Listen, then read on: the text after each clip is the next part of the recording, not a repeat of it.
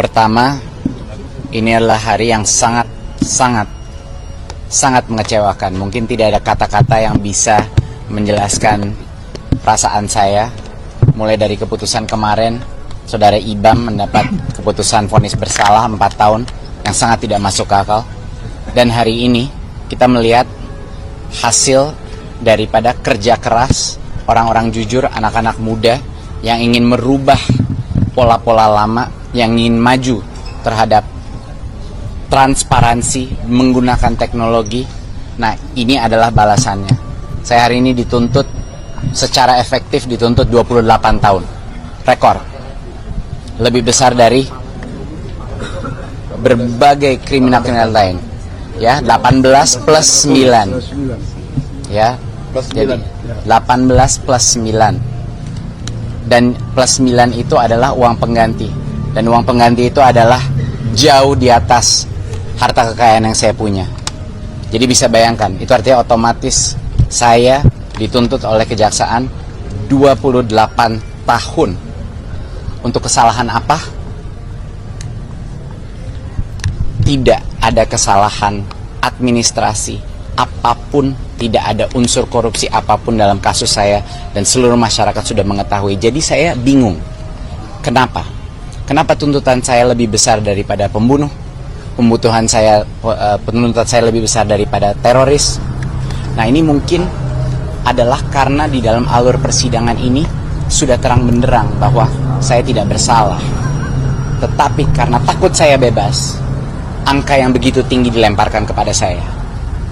Dan yang lebih menyakiti hati saya, dan ini hal yang saya tidak mengerti karena saya sudah mengabdikan diri saya 9-10 tahun kepada negara ini, bahwa ada uang pengganti.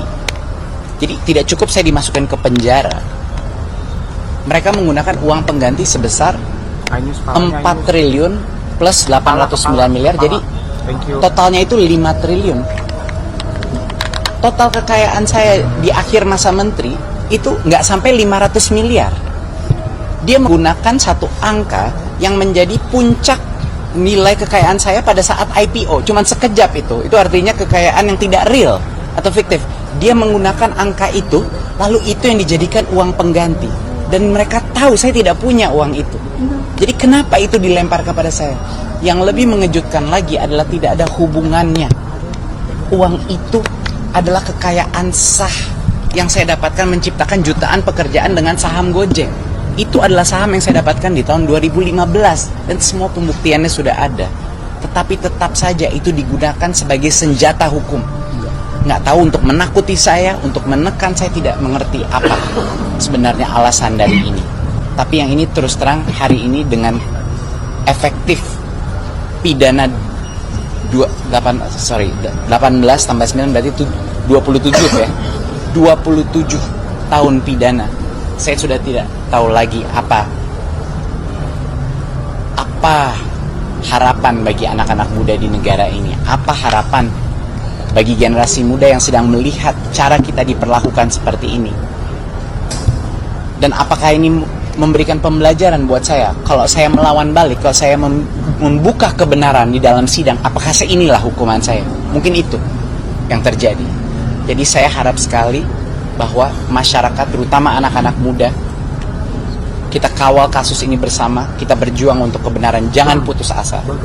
Indonesia masih ada harapan.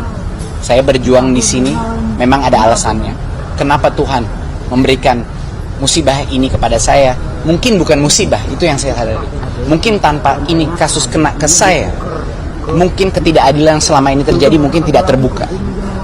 Mungkin bagi teman-teman lain yang tidak punya nama saya, tidak punya suara saya, mungkin hal-hal ini terjadi terus dalam sistem keadilan kita dan tidak pernah terbuka. Jadi mungkin itulah Allah memilih saya untuk mengalami ini, agar masyarakat mengetahui, agar generasi muda yaitu masa depan Indonesia mengetahui perjuangan kita masih panjang di sini. Yang palsu kan ijazah Jokowi. Ya. Teriakan gimana sayang? Hidup Jokowi.